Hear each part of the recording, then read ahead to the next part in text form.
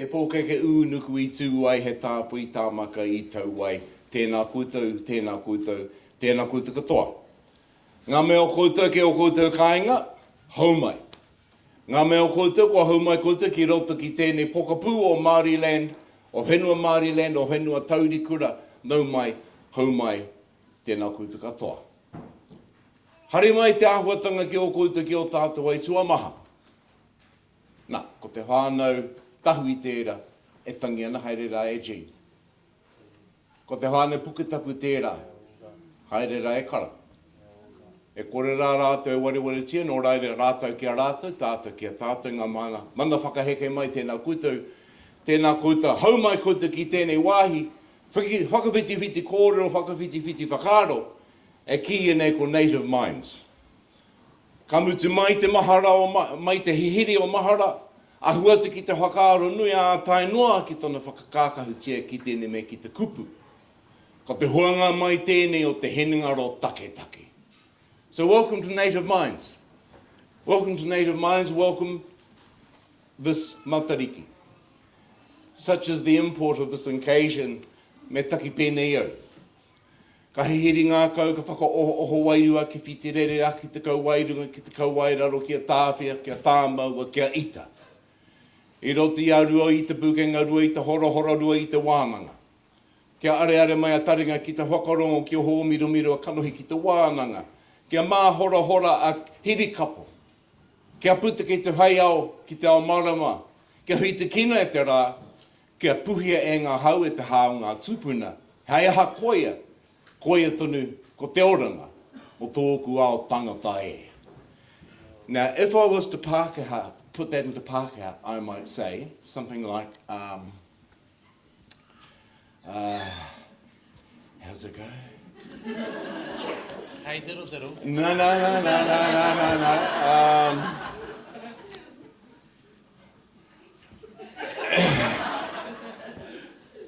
Oh, that's the way. I was just thinking Starman for the moment. He's told us, you know, there's a guy, te koroka ke tōku taha. Ko haere mai, kei roto hoki ia, there's a starman on the pai. He's come to meet us, and we think he's going to blow our minds. Nā rere te pāwhaka wairua ki tēnā koe rangi. Tēnā koe kua haere mai ki te hora I au nā mātauranga. E hare te mea kei te noho tauhau atu koe ki te iwi. Anyone who knows how to Google knows how to get to Living by the Stars and to know who this man is. Now, it's in the nature of our Native Minds kōrero that we ask our guests, stranger or not, to introduce themselves by saying what their tribe is, where they're from, what their name happens to be, and what they believe their kaupapa to be, their personal kaupapa. And however our friend here would like to answer that, we'd like to start there. Nō re ko, Mātāmua. Tuatahi ake e hoa Tainui I ngā kupu ki te wāhinaro tēnā koe. Tēnā koe I whakatau I te kaupapa, o tira I a mātau, kua tai mai nei ki a koe, o tira ki a kōrua ko Libby ki tēnei whare o tātou, tēnei te mihi. Kia ora tātou, kia ora te whare, ka nui te mihi ki a koutou, ko Rangi Mātāmua hau. Taku iwi, ko tūhoi taku iwi, I no ruatāhuna, no waikare moana taku koraua. Taku kuia no tēnei rohe, no maupoko taku kuia, he tukapua. No reira, I whānau mai au ki tēnei rohe, I kuraina au ki tēnei rohe, kei ko nei tonu taku whānau te katoa atu I au e noho ana. No reira, ai, tika hoki tērā kōrero, e harei te mea he tau hau ki tēnei whenua. Pātai mai koe he ātaku kaupapa e aua. Ka rau te mōhi o he ātaku kaupapa. Engari, I roto I ngā tau kua tino wai maria hau I a Matariki, I tēnei mea te mātauranga Māori, I wai maria au I te tono, me te hiakai o te iwi Māori ki te ruku ki te re tōtanga o te kaupapa kōkō Rangi, o te kaupapa Matariki, i runga no i te whakaaro, kei roto i ngā kōrero tua uri uri whai oio, tētahi rongoā, tētahi hauoratanga, mō tātou e noho mai nei ki te mata o te whenua. Nō reira, koe nei, ko au tēnei, me taku koa, kua hoki mai au ki taku rohe, ki taku iwi o maupoko o tira ki te horo whenua. Ko hoki mai ki te kāinga. Nō reira, tēnā koe hoa. We're here to talk about Matariki. Matariki, in a way, has gone through an astonishing growth spurt. So Paul Tiamara talks about recently our nation having achieved a sense of maturity. And I kind of remember a similar moment in the late 90s when Henewehi Mohi sung the anthem in Māori, and the country lambasted her for it, then realised quickly that it had gone through a brain fart and fixed itself so quickly that in a matter of months the country was singing the anthem in Te Reo Māori.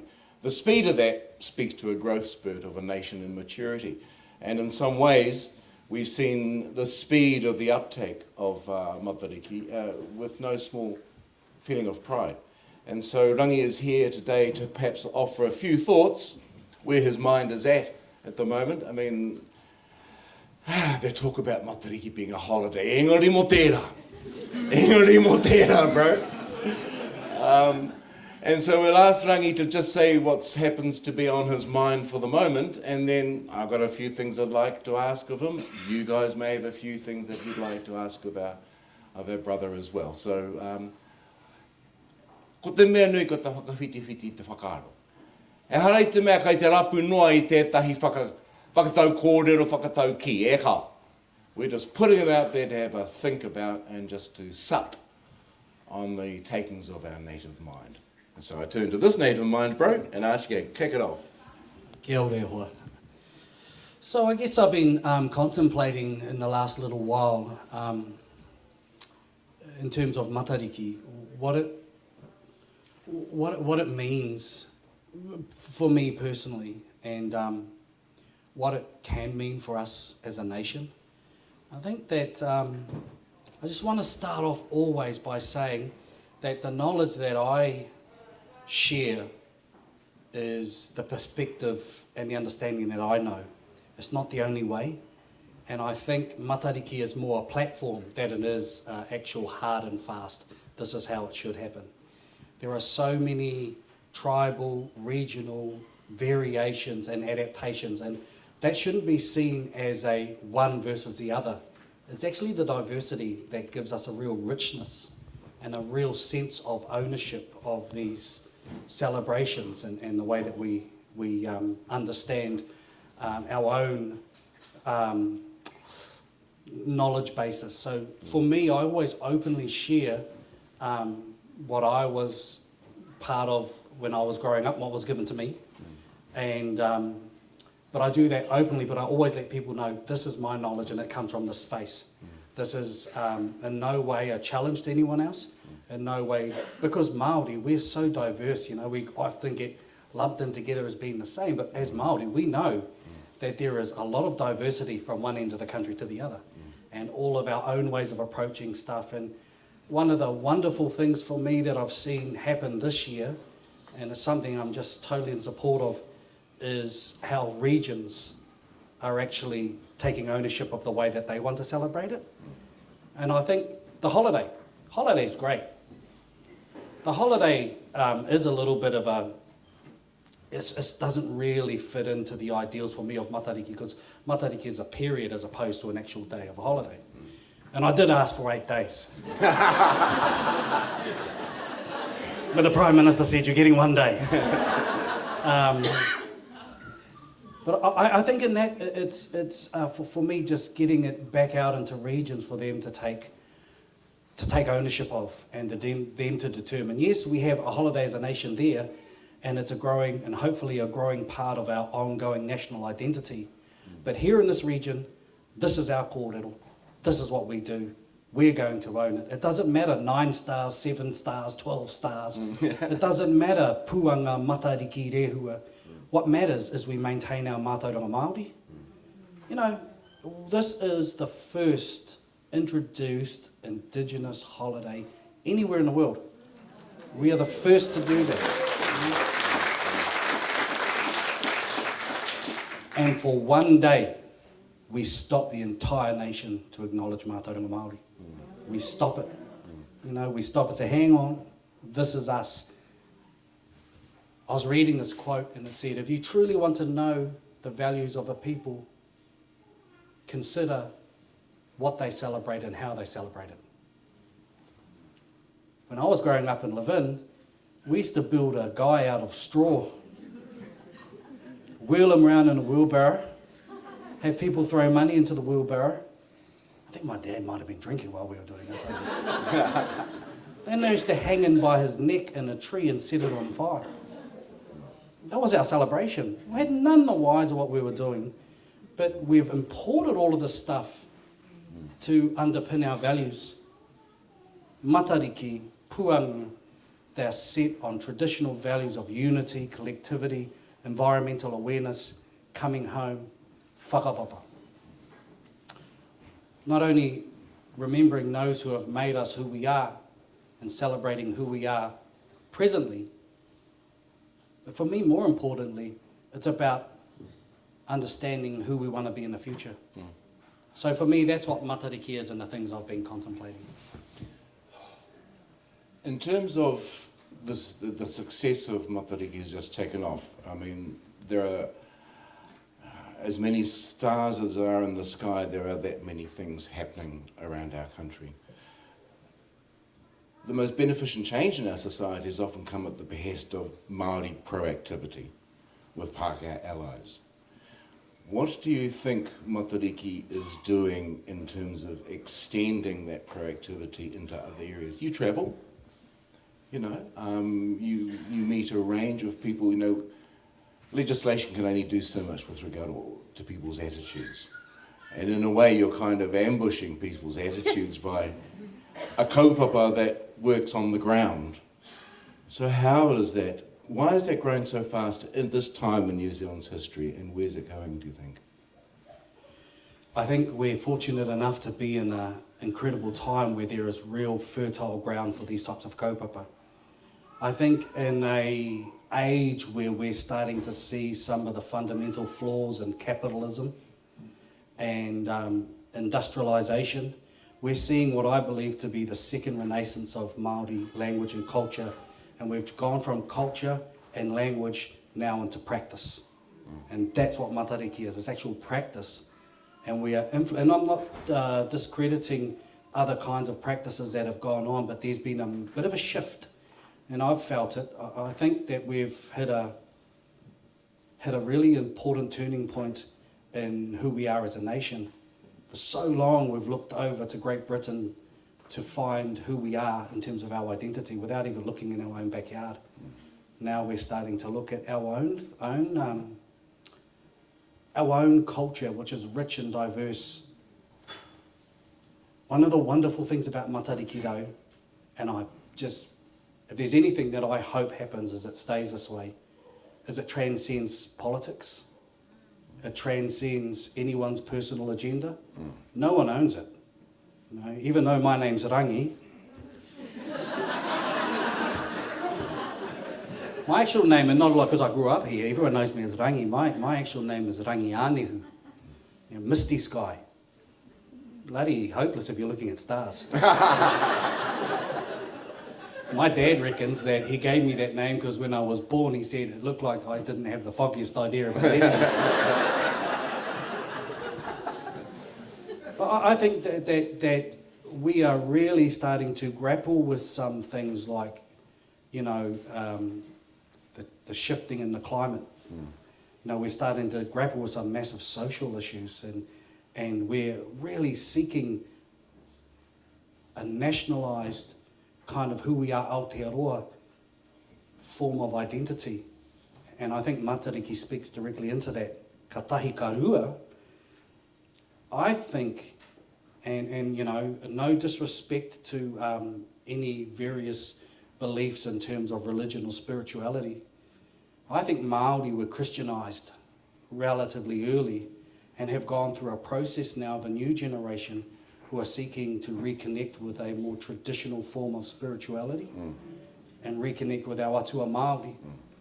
And I think Matariki speaks into that as well. We hear it now, you know, when tamariki do karakia for kai, they're doing karakia to rongo and tāne and haumia. And people are thinking, well, you know, what's a step beyond that? So I was speaking to our spirituality and our sense of identity. So that's why I think it's picked up. And then on the back of that, non-Māori are thinking, for the most part, wow, kind of seems pretty cool. 51% of the entire New Zealand population did something to celebrate Matariki last year, inaugural year, first year. 87%, and these are the stats that have just come in, and the stats don't mean anything, it's what it means to you personally. Just want to talk about the impact. 87% understand at least the basics of Matariki. The biggest pushback we got from making this a holiday, just want to talk about the holiday, was the cost. The results that have come in estimate that the internal spend for Matariki in the positive was between $150 to $300 million. It's the second biggest spend out of any holiday outside of Christmas. So I mean the significance of what this is, culturally, spiritually, socially, and even economically. It's really, really important and long may it last. I have a suspicion that perhaps couldn't happen anywhere else in the world in terms of an Indigenous people, because I mean a lot of what's happening now is because of our critical mass, if you like. We can't be ignored, full stop. And with the growth of our Māori intellectual intelligentsia, which is not in our ivory castle, it's spread throughout our families, and the growth of our spirituality and our creative capacity, I don't know if that could happen to the same degree, or that fusion with the mainstream life to any other place in the world. It's one of the wonderful things about Māori, just so diverse, so resilient, but so flexible as well. But after all the ravages of colonisation, we as a people, in order to forge a better identity and understanding for our tamariki, instead of taking, we give to the nation. We say, ane, here's Matariki, for us all. There isn't a single person in this country, Māori mai, Pākehā mai, Hainamana mai, that does not have a connection to that group of stars, and does not understand that group of stars all around the world connected people to planting, harvesting, birth, death, new seasons, right across. So instead of, I think that's one of those things, in order to help us perhaps move into a new age of who we are as a nation, Māori have gifted something to the nation. I think that's just shows the spirit of what Matariki can be. How is that perceived overseas in your experience? You're off to spend some time in London, I understand, after this Matariki, and that'll tickle your scientific imagination on one side. What's the view from overseas of what we're doing here? So I've been asked to talk at the Royal Observatory in Greenwich in London. They open up that once a year. It's very difficult to get in there. I don't know if there's any Māori that have spoken there. I don't even know if there's living New Zealanders that have spoken there. But that's the place we're Cookly from. The Admiralty, the actual shipyards in Greenwich are just opposite.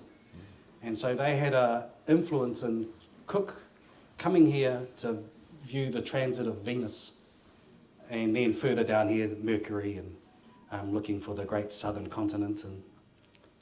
And he came down here with his knowledge and his way and his ideas of everything. And I get the opportunity to go back to that point of origin and say thank you, e hoa ma. But what I bring to this whare is our mātauranga, and just a snippet of the worth and value of the knowledge of one group of people that Cook interacted with as he went on his voyage. And to be able to take it back to that ground zero, Greenwich Mean Time, you know, all of that can actually go back to that point of origin and say, I return with your knowledge, flavoured with a bit of ours. Kia ora. Yeah, that is all part of our whakapapa. I mean, mātauranga Māori is definitely a thing that's spoken about more and more these days. So when you go to a place like that, and I imagine engage in those kinds of discussions, your Indigenous perspective will be lauded and perhaps envied or whatever. How do we maintain control over that mātaurangi in the face of such enthusiasm? We have to practice. That's what I think. I think that the people who need to be at the forefront of mātauranga Māori is Māori. And there is a real difference in my mind between, and I love Western science, don't get me wrong. Things like quantum mechanics spin my wheels. You know, I love the idea of astrophysics, and it really does, and I find it, and started, you know, because I was always interested in sci-fi and Star Wars and all of those early shows, so.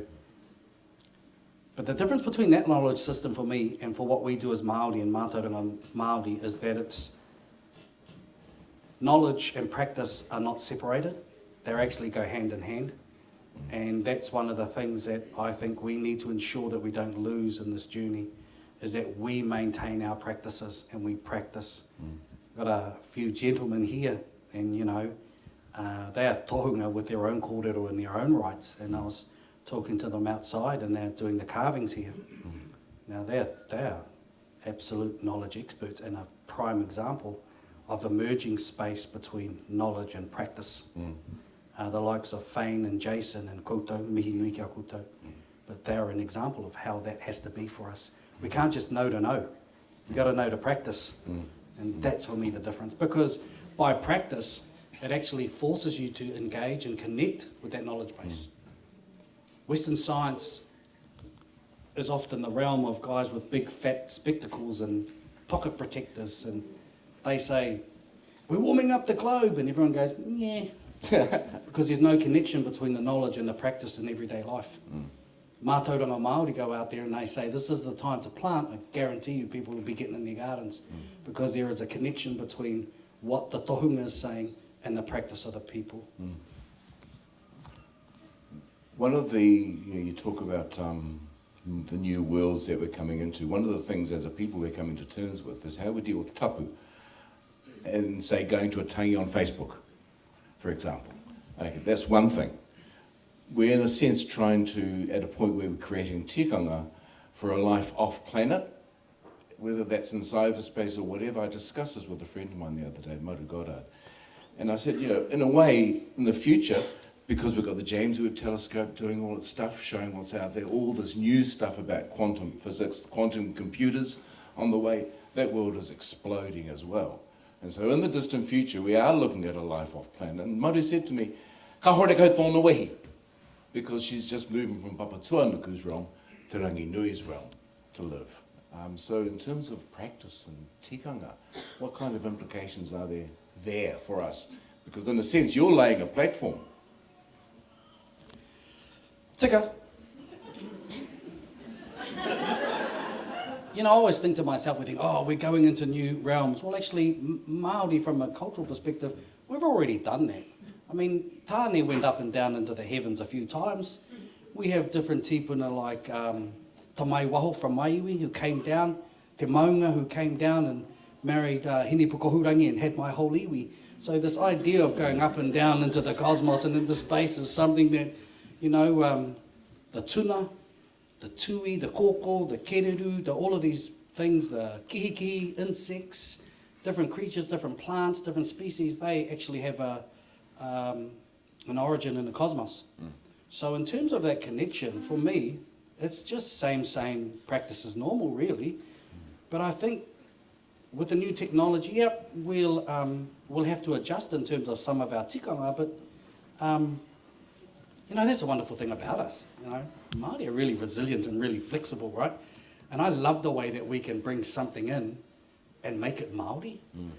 You know, like I was watching this kapahaka from just some of my relations, and you know, they were about to go and do the on stage, and they were doing this karakia over the taonga, you know, the taiaha and the poi, and then they did the karakia over the guitar.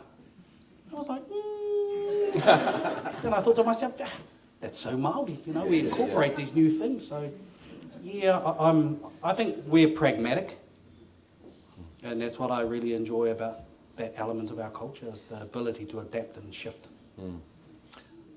Hoina, te wima, are there any questions, anything that people would like to ask of Rangi while he's here? Kapai. No, they believe it all, bro.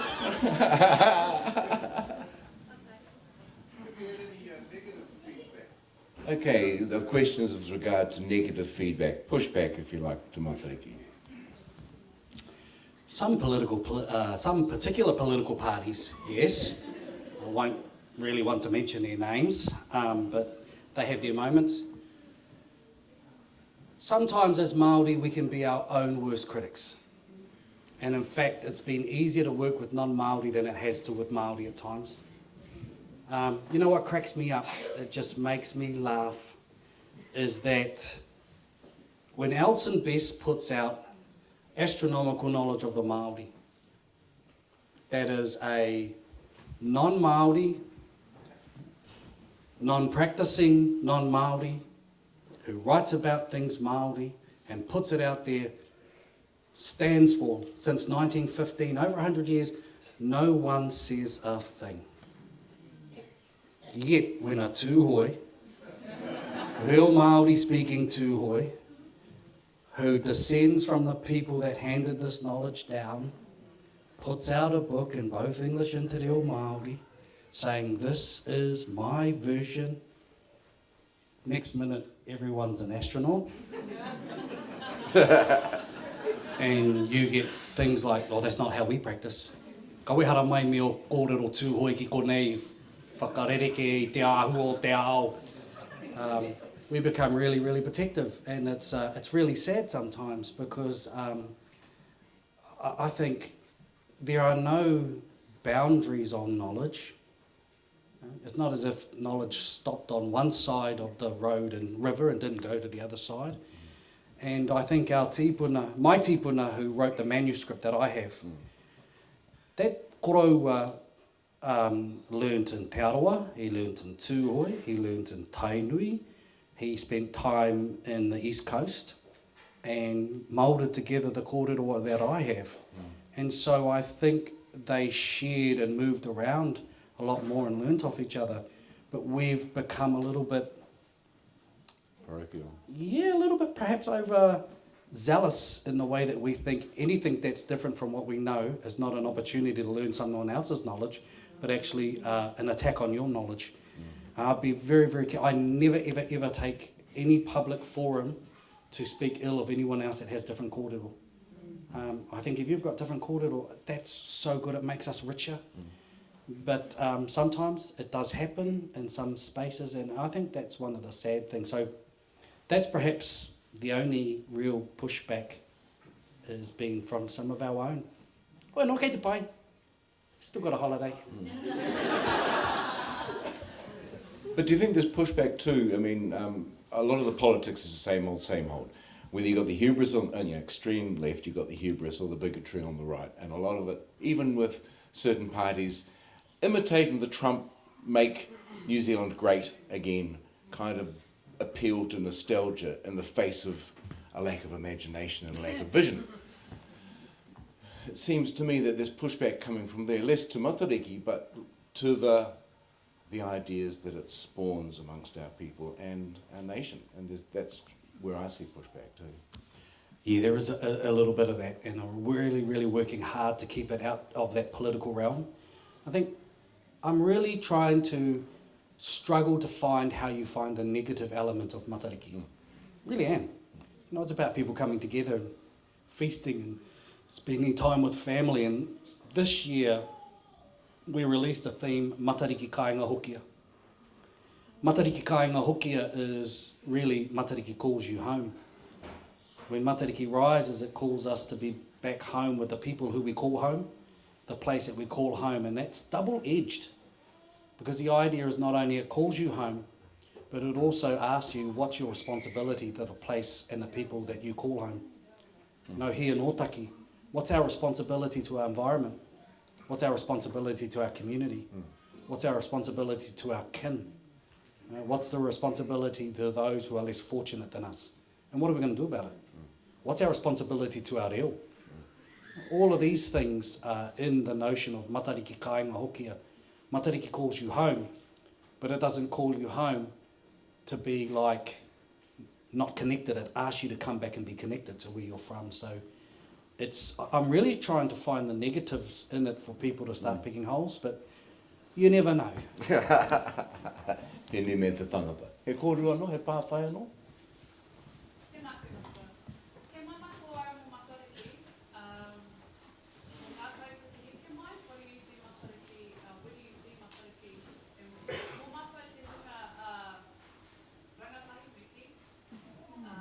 Tātou.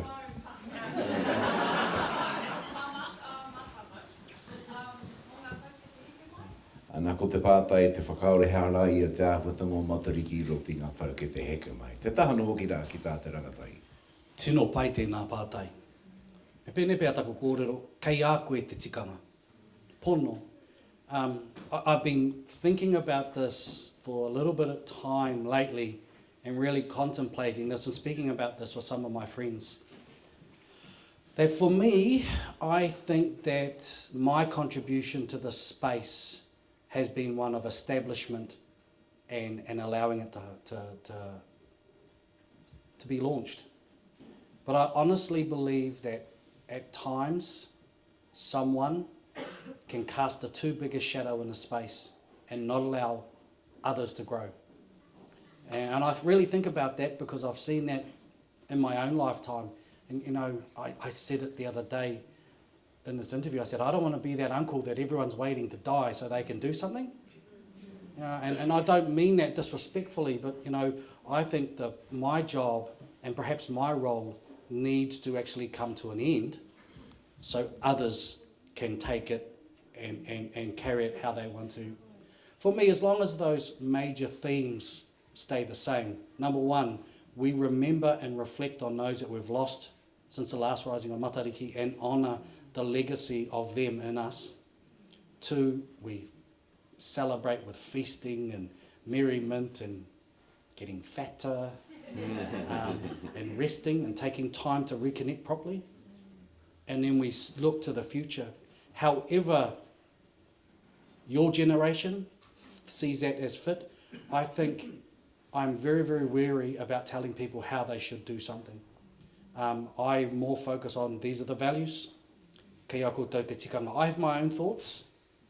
You know, for instance, I really didn't like the idea of fireworks for Matariki. The idea is to look at the night sky, right? Not pollute it. So we had some nice discussions with various councils, and now there's no more fireworks. Because that stuff blows up and just floats back down into the...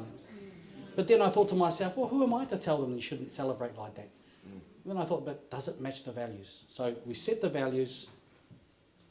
I hope that your generation and the generation after you, it's just normal. It's what Christmas is. It's just normalised.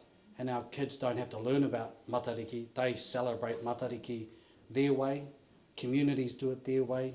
On Ruapehu, they're looking at puanga. In Te Tai Tokero, they're looking at puanga. Other places are looking at Matariki. We're all having these rich, regionally specific. We're all living by the maramataka, running dual systems of time, knowing exactly where we are in our Western Gregorian solar calendar and knowing exactly where we are in our environmentally lunar-driven calendar systems. That's what I hope. Yeah, so I think I'm done and now it's your guys' turn to make that happen. Because, I mean, in many ways, what Matariki is about is actually appealing to our capacity to love and to be generous and to share. And actually touching people on a human level seems like a no-brainer, which is why we perhaps set an example for the world. That's true. The way the world is kind of going at the moment. Yeah, no, it is exactly underpinned by those ideas. One of the things I am sad about is actually I never get Matariki off. Matariki is so busy. And in fact, it's all, look at most Māori communities. You'd be like this. I know you and Libby will be flat out during Matariki. Everyone else is getting our holiday. We're going up at the end though, bro, not down. Pāwhai, whakaaroa no. He tikanga no tāe, e hāngai ana i te atu whetū, te birangi ana e koe te hanu ake. Kia ora, pai tēnā pātai. So my life for the last 10 years has been stuck in Matariki Groundhog Day. and serious, and I find myself, and I'm thank you for this kind of interaction, because usually I'm just giving a presentation, and I tell the same dad jokes. I've told them for 10 years straight, and people still laugh, probably out of sympathy. I was fortunate enough to receive a manuscript from my grandfather that came from his great-grandfather. It was written in the year 1898, and I've probably told many of you this before. Finished in 1933. It's a 400-page manuscript with a nautical star map that's on the inside. He records 987 individual stars, 103 constellations. Bearing in mind Western astronomy has 88. Has 103 because our constellations change what they are depending upon the season, right? He in a book he writes what that star is, what it means, when it rises, when it sets, how to read it, whakapapa, kōrero, how it's related to different environmental elements. In the middle of that book, he writes a curriculum for how you teach star law. There's whakatauki, there's karakia, the karakia that you saw at Te Papa, and we've kind of released the people doing their different karakia, the big elaborate hautapu ceremony, come from that manuscript. The hand actions, te tahi o pipiri, te rua o, from that manuscript. The hand actions for the lunar phases from that manuscript. All of that was brought by my grandfather to live in and put in his cupboard for 50-something years. He was petrified. It was actually, I've got an uncle over here, my Uncle James. He was living in the house where that manuscript was housed for 50-something years. And it was only until I asked him for it and he gave it to me. The Matariki kōrero that I have, that I've talked about for 10, 15 years now, is about 3.5 pages of 400-page manuscript. That is the dense, rich knowledge base that's in there. And that is not the only record that we have as Māori. Every tribe would have that. They would have all had it. I want to get into sharing and helping to disseminate the other 986 stars and all of that kōrero, which I'm currently working on my next book, which will have pretty much all of that kōrero in it. There are different seasonal celebrations, not just Matariki. Matariki starts the winter, and then you get into your mahuru, Aotearoa manu ceremony, when the birds come back, Aotearoa mahana ceremony, which happens in about September-ish. Then you get into the rehua ceremony, which are very big and elaborate. That Aotearoa whenua Aotearoa manu is called te mato te tau. Then you get into your raumati ceremony. Then you get into your pautu te rangi ceremony. And then throughout the year you have whakamoi tau, which are gatherings to set the seasons in order. Love to do that. But get stuck in Matariki. I talk about Matariki in December. Like, come do Matariki kōrero. So it's lovely and it's wonderful that we've started at that point. But it's so like to get to the next stage, and is one of the reasons that I'm trying to fold back into the background and allow others. We have some wonderful rangatahi coming into this space. And really, there's one in particular. I follow her. She's Tainui, a young woman, Hana Maipi. You get an opportunity to follow her. That kid is on fire. But I look at her and think, that's the future of it, and I'm really, really proud to see that coming to fruition. There was a pate over there. Yeah.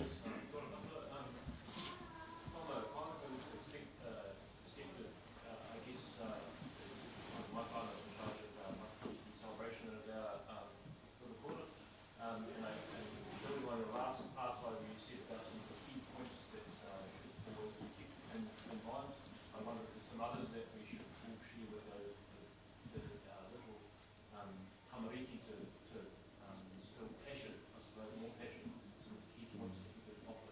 You talk about, remembering ones that have passed and eating together during time with the family, but is there others we can pass on to, keep that fire burning? A question from Pākehā whānau talking about other factors and aspects of Matariki that are worth carrying on. And Kia ora. Kia ora kaitou. Tēnā koe iri hapatui. So, those are the main themes that I always follow. But just one of the things I really think we should start thinking about and considering is the fact that we need to resync ourselves with the natural environment and our seasons. I still really question the fact that why is it in the middle of winter when the environment rests, we want to work, and in the middle of summer when the environment comes to life, we want to rest. Hey, when the environment's going, go, go, go, we say, oh, I'm going to sit on the beach and put on, I was going to say Speedos, but no one needs to see that. Lie in the sun and read a book, right? We need to probably realign ourselves with our seasons. When the environment tells you sleep in, rest and relax, like now, this is when we should be doing. It's actually a period where we're meant to reconnect properly with each other. There are some kura now that actually have changed their year, so this is their biggest holiday during Matariki. And actually they've found things, little things, just basic, right? Like they don't have many sick days from the kids because they're not at school during the winter. And they're at home eating, resting, and then they come to really, for Māori traditionally, spring, summer, and particularly autumn, spring and autumn, that's times where you lifted and did lots and lots of work. And the winter was where you had heaps of kai in your... I hear people say, oh, it's the time, Matariki, when you plant. No one plants in winter. Okay, no one plants. I mean, we didn't have a winter crop, no rhubarb. So they say, oh, you plant. It's where your food storage houses are full. Heaps of firewood. You stay at home. You're meant to sleep in. Just don't go to work for a month. Really saying that because I think we need to talk to our kids about sinking in. There was one thing that you said that reminded me of perhaps the greatest moment in my Matariki career. And it wasn't in Aotearoa, it was in the Gold Coast. And it is, of all the things I've done and all the things that I've been allowed to be part of, it was this little girl who stayed behind on her own with her mum. She would have only been, maybe Lexi's age. And after everyone had gone, it was just me, my sisters, in this venue that we presented at. She came up to me and she said, I got a question. She said, is my dad on the back of that canoe? I was shocked. And I said, what do you think? She goes, yeah, because I need to tell him something before I let him go. I think for me, seeing a kid that age reconnecting with a traditional kōrero has been undoubtedly the most rewarding experience of anything I've done in Matariki. And probably the thing that'll resonate with me forever is that little girl. So if we can influence them to think about, because she talked about how she wanted to send her dad off to become a star. That's what she talked about. Even now, I find myself getting emotional about it because I thought, wow, you know, it's changing the life and the belief and the connection that she had with her dad, who'd passed away 3 months before, you know, she came to that presentation. And everyone else was in tears except for her. Tēnā koe hoa. I mean, one of the other things that comes to mind is that the karakia that you have on your website is something that I really recommend that people get, download, and use in your own homes, and use by yourself as well, because your private relationship with Matariki is as important as that of the whānau. Do you feel, with the awareness that possibly that public holiday has created, and you know your trip overseas, that you could be, or you may have already been approached by other Indigenous cultures to be their ambassador? Because you know I grew up in Australia, and there's different Aboriginal tribes that follow the same stars, but no one's ever acknowledged that. You know, have you been approached by other Indigenous cultures to say, hey, can you mention us as well? Question about Rangi's connection with other Indigenous cultures and their own knowledge traditions. So yes, and they are starting to make moves to see how they can have their own Indigenous holiday based around their kōrero. My job, I think, in that space is to help support any other Indigenous culture in that, and if we can do that in any way possible.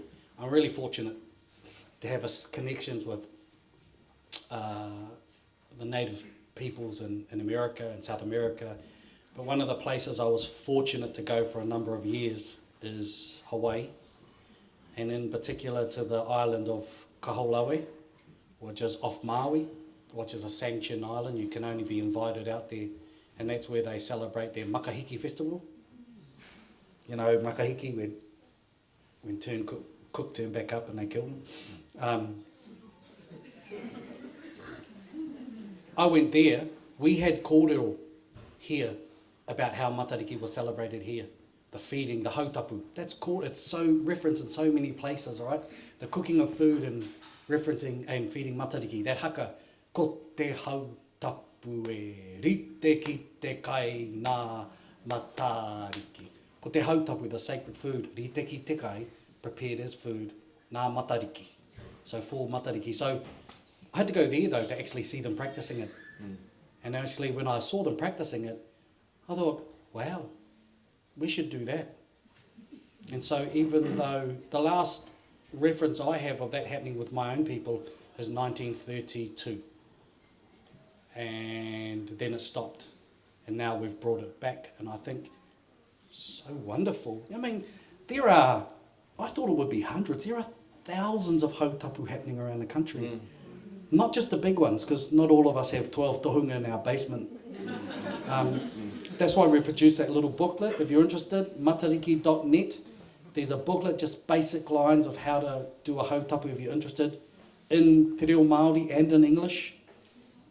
Just for your home. You don't need lightning to flash in your bathroom and big long karakia. It's your intentions, giving something back to the environment and reconnecting. But yeah, we have benefited off our Hawaiian and Pacific relations, and they have played an important part in the re-establishment of the hautapu ceremony here.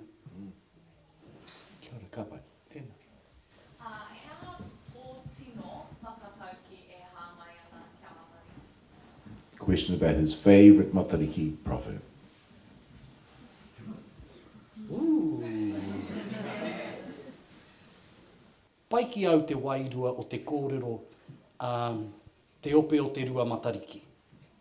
Te ope o te rua Matariki. It's too pronged, that thing. It refers to those who have passed during the time of Matariki. It means the great company of Matariki, but have gone into the abyss. But it's also like, if you have like You know, if a group of rangatira turn up to your marae, like really, really big, you liken them to our noble ancestors who have ascended with Matariki, and you say, hara mai te ope o te rua Matariki. It's like if the Avengers turned up. Haere mai te ope o te rua Matariki. So I really love that whakatauki. Well, you've brought your own superpowers to this kaupapa, Rangi Mātāmua. You have. Te hihiri, te mahara, kai a koe, te ngākau nui ki ahu, tere koe ki te whakakatakata, and you've managed somehow with a low, what seems to be low blood pressure to get through all this time with a determinedly every person kind of persona, which kind of can't be easy. When did you first realise this was kind of your calling, whether it was your grandfather's work or what you could do with it? And how did you prepare yourself? Yeah, so I didn't know my grandfather had this knowledge. He was just my grandfather. And I know some of you here would have known him, Jim Moses. He married my grandmother Teresa Tukapua, and they spent all of their lives in Levin. He was a very unassuming, humble man, quiet, not a whakaputa mōhio like his mokopuna. When he gave me that manuscript and he said, oh, you know, be very careful with this. This is just for you. Do not share it. And I obviously didn't listen to that. It was on his deathbed. 2002, I think he was on his deathbed. His last words to me was, look, you need to find a way to share that knowledge. That's what he said. He goes, the book. I said, oh, okay. He goes, don't ever let it go. It's an heirloom. Nā te ringo te tohunga whaiwhai te rāpukapuka. Puritia. I said, okay.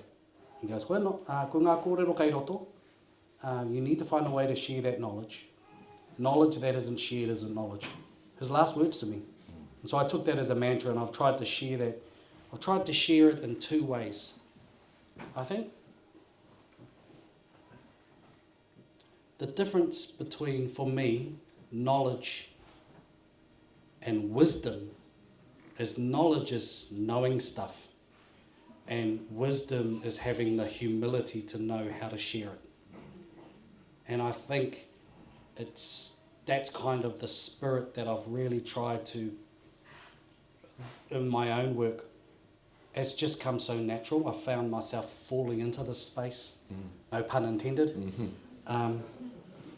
But yeah, I never ever thought I would be doing this, but it's been such a privilege, you know. I'm so honoured to work with the people I work with and have the friends that I have, and but I also understand that it's a responsibility that I don't take lightly. And I just try and do it with an open heart and in a way that, you know, that is inclusive. Yeah, so had no idea I was doing this. Here we are, all the way from Taitoko School. Well, one of the things you've seen in that journey is the growth and development of our people in a very vivid way. Apart from what you and colleagues have contributed to that development. As we do enter this very real new digital off-planet age, artificial intelligence and all of that, what do you think is there about the character of our Māori people that is enabling us to remain human, I guess, and remain who we are in the face of all that has been visited upon us? Pai, I reckon I can answer that actually. I always believe he atua te tangata, he tangata te atua. That's one of the wonderful things about us. In us flows this whakapapa, this lineage that is divine. But also in us flows this human element that is noble, but very flawed. And I think understanding that and understanding our limitations, but also our the limitlessness of our potential is what allows us to be who we are. Māori, we're so vibrant. I'm so proud of so much of the stuff that happens creative. I mean, look at this space. Look at the creativity in this room alone. It's a reflection of who we are as a people and something we should be very proud of. I think that it doesn't matter for me what happens with the world, that part of us that connects us back to our divine and also very human past and our whakapapa and who we are will always be there. We are not the same people as our a couple of generations ago. Definitely not the same people of those who travelled here. Not the same people as those who lived in Hawaii, but we have the same traits and the same creativity and the same nobility and the same whakapapa and blood in us. And that's what we'll pass on. So that essence to us will always remain. I think that's an important point because sometimes we get nostalgic about previous generations of great kaumāts or of great leaders, yet we see them in our midst and we're teaching them. Yeah. Not this person here though. We're skipping him. No, we do. I think sometimes we don't see the one, and sometimes that's what Matariki does. It allows us that moment to reflect on all of the wonderful things. It's so easy to focus on the things we don't do well. But it's a time for us to celebrate the things that we are fortunate to have in our lives and the things we do really well. It's actually very subversive too, because it's encouraging us to go against the flow of what society's demanding of us. Yeah. Also got this idea, it's awesome, a really good way to colonise a coloniser with our own. That's happening in bed, bro. He kōrero anō, he kaupapa he... Mai nui kei te haere. He pātai anō. Well, we're coming towards the end of our session, so... What are you planning to do next? You know, you maintain that you can pull yourself back from it, apart from extending your mind to other aspects of your tupuna's mahi. What are you going to do if you manage an extraction? One of the things that it's definitely an extraction from Matariki. But next week we are actually living by the stars with my sister. We're actually about to launch some wānanga online, a course actually on Matariki and Maramataka initially. So anyone that's interested in doing a program like that, there'll be 8 wānanga, full day long wānanga, 8 wānanga. We're going to launch that next week. We will be also, and I'm in the middle of writing my next book, which is my big book, which we focused on doing some apps, and really our whole kaupapa is about disseminating the traditional Māori astronomy. But the big focus, and we're well on the way to doing this, is we are looking to establish our own whare kōkorangi Māori, or an Institute of Māori Astronomy. I've been talking about it for some years, but we're actually getting the wheels moving. I want to grow a new generation of Māori astronomer.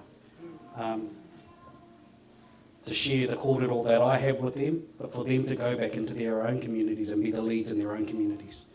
Now, like I say, I don't own that space. I can only do the bit that I can do.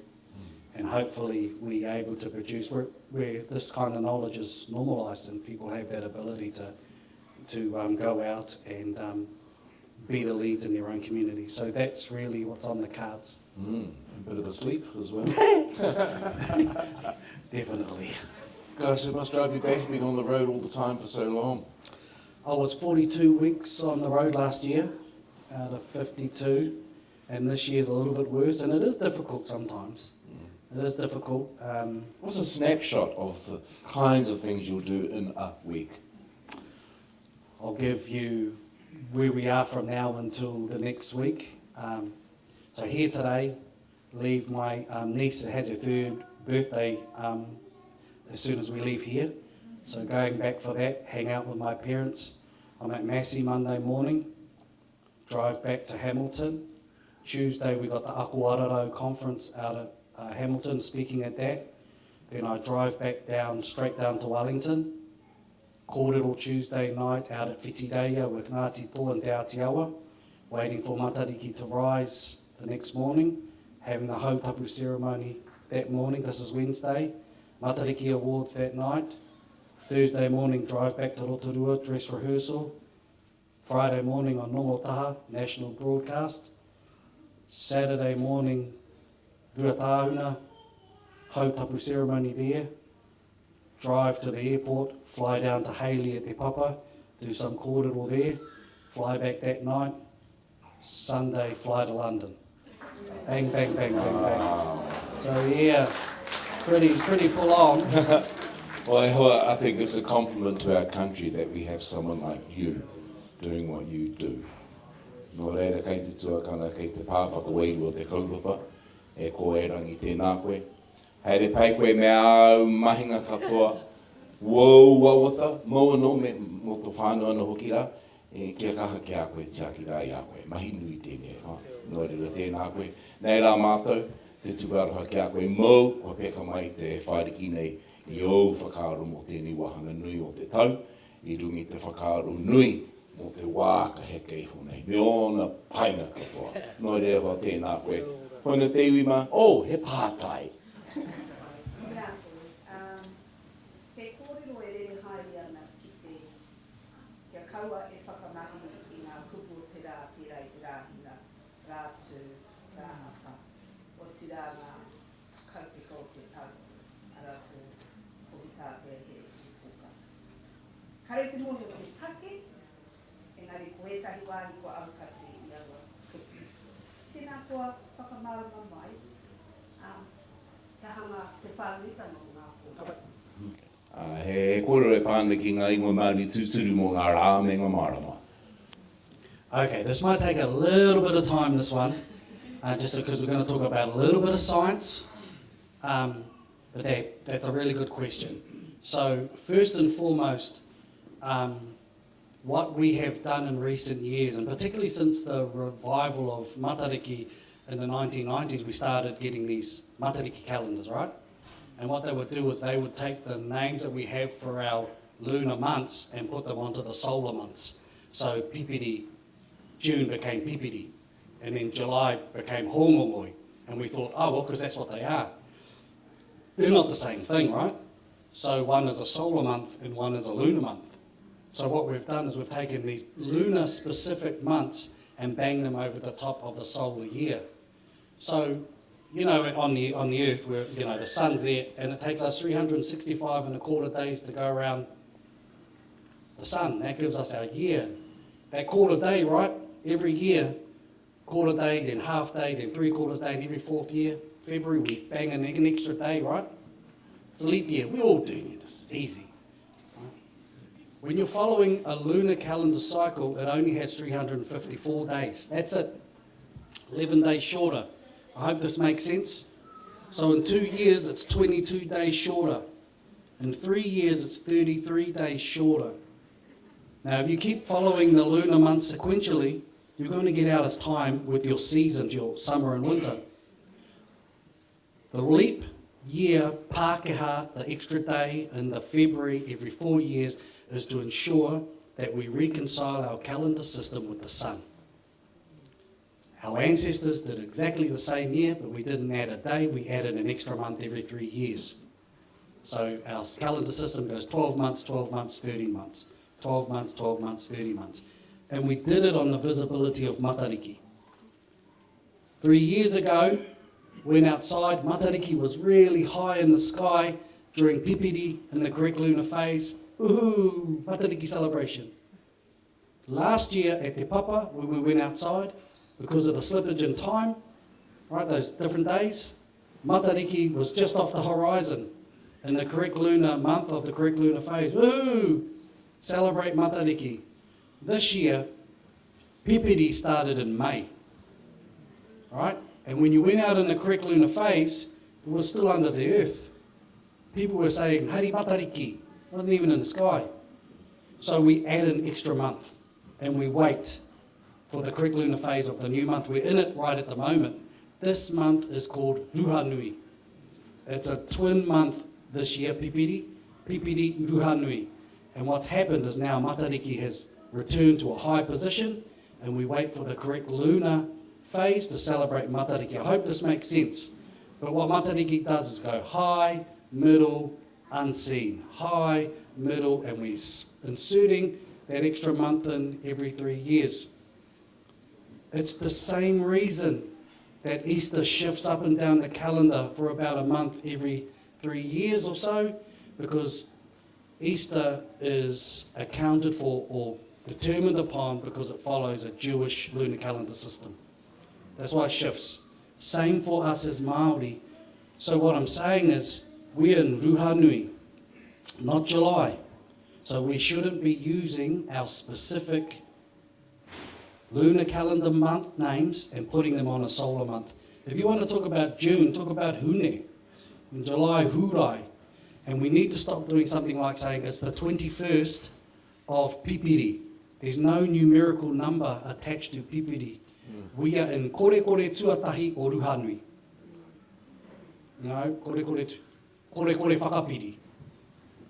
Kore rawea, sorry. We're kore rawea right at the moment, o Ruhanui, lunar phase of lunar month. Don't mix the two up. Does that make sense? The days of the week are another thing.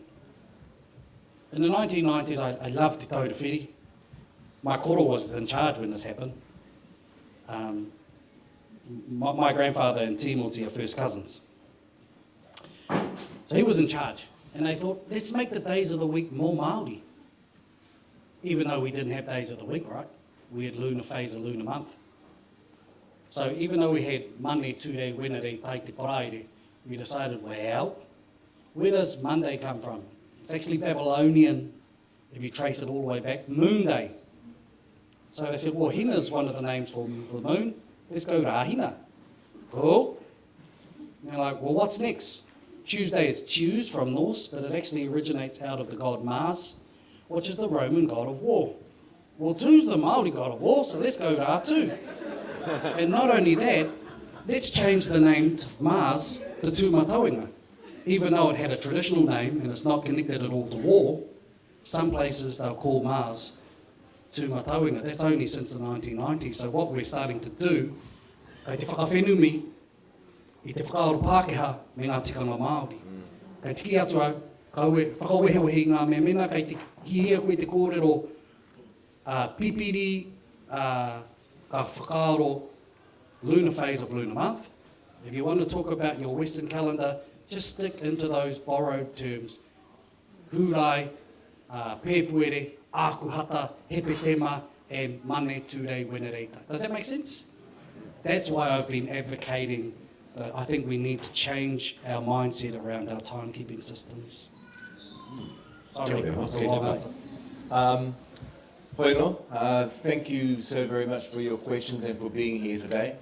E hoa tēnā koe, thank you for sharing what it means to have the chance to be humble before something greater than us. Nō re he te hoa, tēnā koe, tēnā koe. And my honey, we have...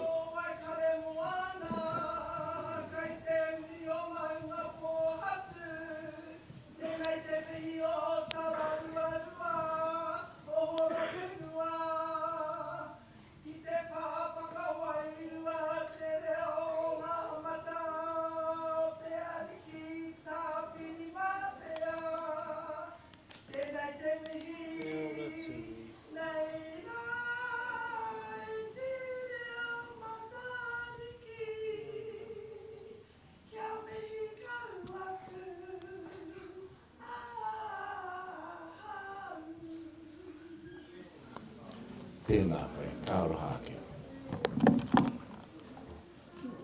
E tohu aroha tēri no mātou no Māori me le hoi. Tēnā koe.